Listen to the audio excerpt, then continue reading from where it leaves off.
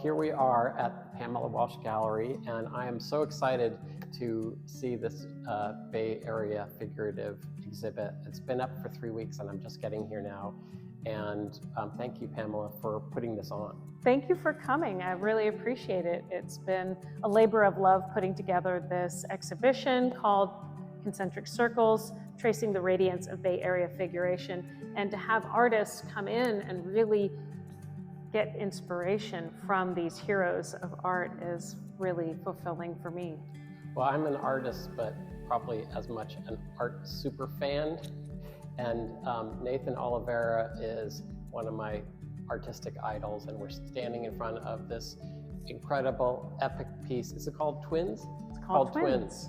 And we were just talking a little earlier about how you really can't get a sense of scale or in the color subtlety unless you actually see a piece in person. This is definitely one of them. Well, especially when it's such a narrow palette. Looking at a photo of this, you miss all of these incredible details. And even though the painting overall has this burnt orange quality to the color, when you look at it in person, you get to see all these beautiful, cool tones that he's woven in. Yeah, it's really a masterwork in so many levels, and has sort of a spiritual quality. I mean, his work, for me, is sort of mystical, and this piece really has a real presence. And it just radiates energy. It's a great centerpiece for your exhibit. If this were the only painting in the show, it absolutely would have held the room. Yeah, it holds its own for sure. Yes, in fact, we really wanted to give it space so that you could enjoy this work really on its own. And this three-dimensional piece kind of pairs nicely with It does. This is very expressive. Bronze with a white patina by Manuel Neri, who of course was one of his contemporaries and was also a master of the figure. And I love to see their work in dialogue, because I think it was really, they were meant to be in dialogue. Then with this incredible Richard Diebenkorn behind. And you have this beautiful Neri, is it a color study, this piece Yes. here? So this piece is one of my favorites in the whole collection. This piece was a study for a series that he worked on that were relief sculptures.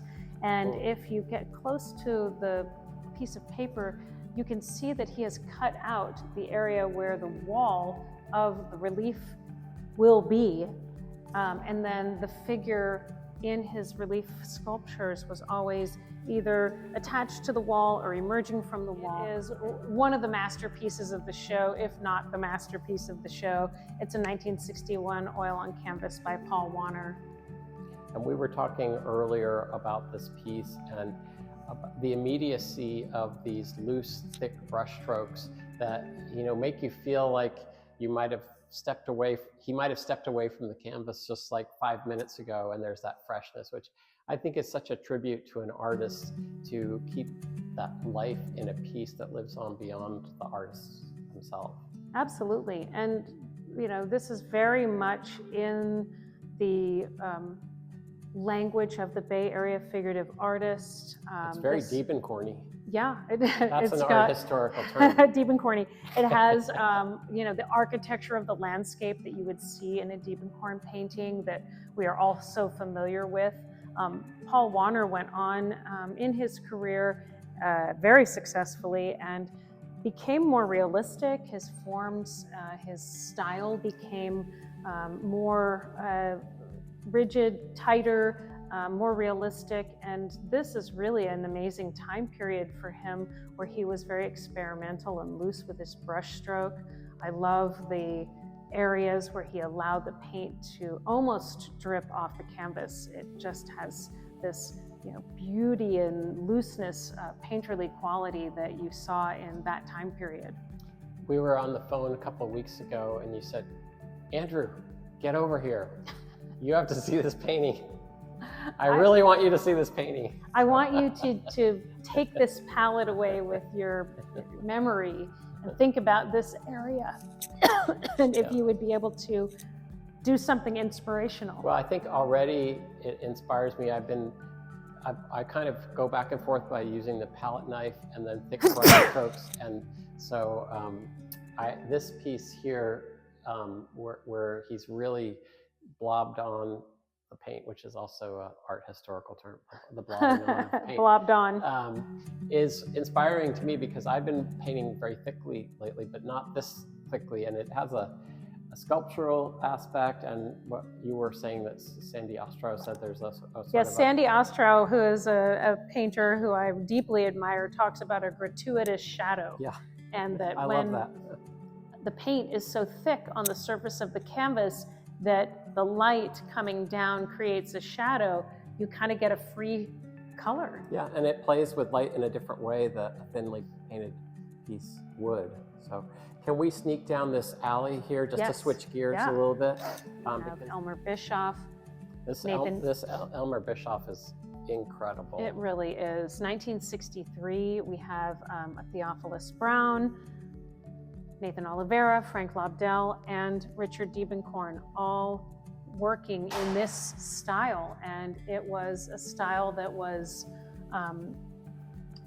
of the moment, where they were really creating these gestural drawings, many of which then became more fully realized, like this Frank Lobdell, where he obviously went back and worked into the drawing. Look at that shoe just in the dark shadow area. It's like another little moment you can discover in this piece.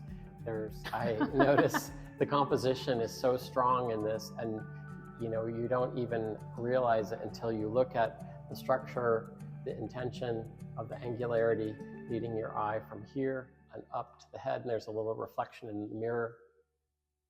And I just think, it's clear it's only a master could do that piece. I love how he's allowed the paper to become the positive space in part of the piece, the stool, the edge of the fabric that's coming over the table. Those are things that he's painted around. Unfortunately, it's sold, but there's a lot that's still available That's right. to purchase. So don't be shy about coming to see this work. What else should we talk about? Should we walk back here? Well, one piece that is very special in the collection is this beautiful painting done in Berkeley in the 1960s by Bruce McGaw, who also just passed away.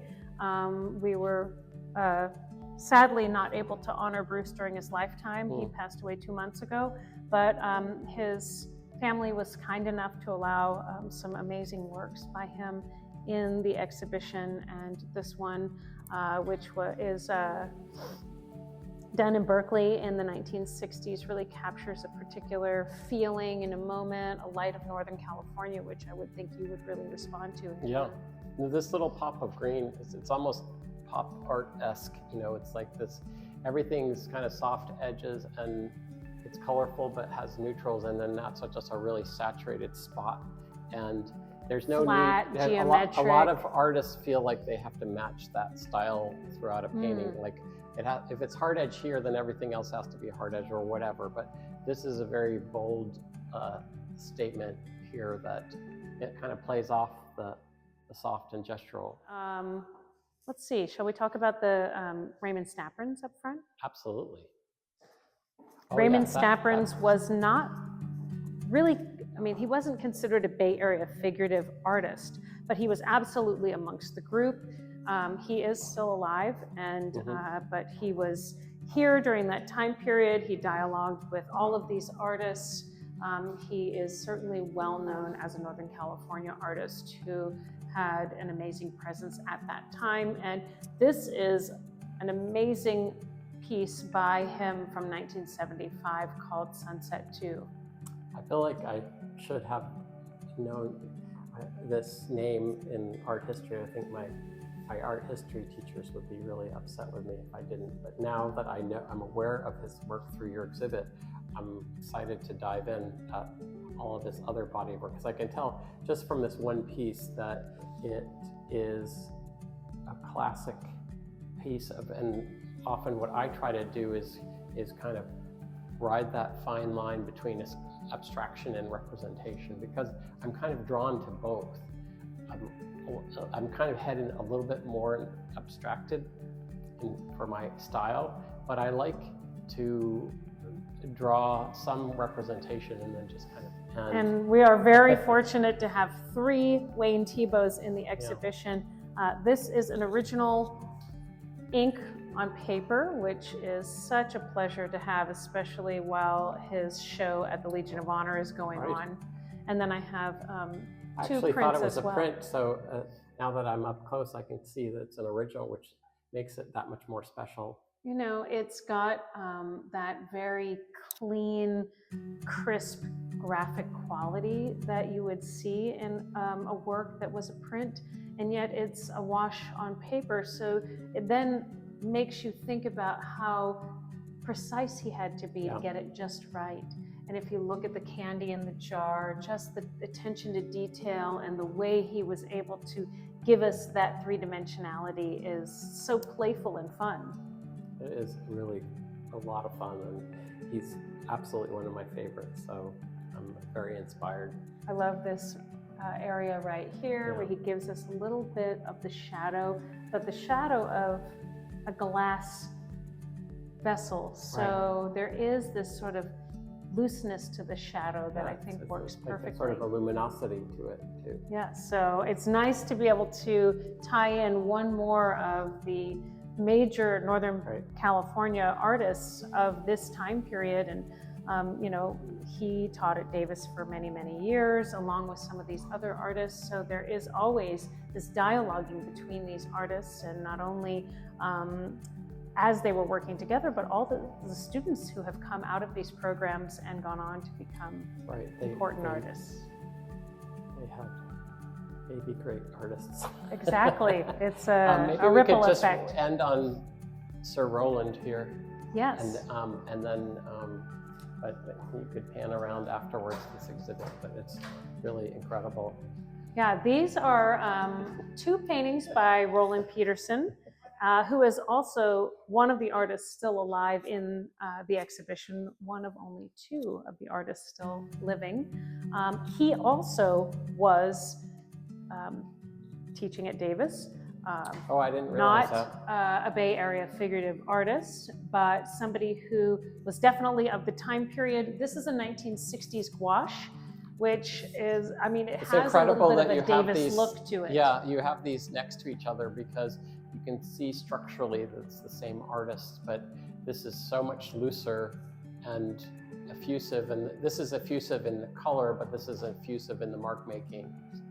I love the directional lines in this piece and how he's sort of carved up the composition with these strong diagonals, a strong horizontal that sort of separates these 2 very different types of work, and then these diagonal lines in the horizon that kind of take you out of the composition. It's an interesting piece because in many ways it's very graphic. This little triangle here, the ways in which he's carved up this composition, but then it's also very painterly and playful. Well, I think partly what makes it work is that when you get up to the sky, he's really allowed the sky to be quiet, resting, and you get to enjoy the surface. You can see there's a lot of paint on the surface of this canvas, and sort of as you move up into the top part of the canvas, it gets more and more distilled. Otherwise, I think that you know, it would be just too visually dense to be able to enjoy. But you start out, you know, with a lot of directional lines and vectors here, and lots of circles and patterning. But then once you get up to the top, there's this quiet resting area. So I think that's what makes it work. Really incredible. Well, thank you again for having this exhibit. As pleasure. An artist, it's really an honor to be one of your stable of artists, part of your stable of artists. And these are the types of things that make it really incredible to be a part of this gallery, and for people to come in. I mean, it's a real act of generosity. I know these pieces are for sale for collectors, but it's also an act of generosity to share it and to curate it in the way that you have, that there's this dialogue of these great Bay Area figurative painters. So thanks. Thank you. I appreciate that. I think that, you know, part of what I get to do is educate and bring people into this time period in a way that is meaningful and memorable, so that they can look at the artists that have come after these and understand where they came from. I mean, this is part of our history here in the Bay Area and the legacy of these artists, and that way we can bring it forward with artists like you. Thanks.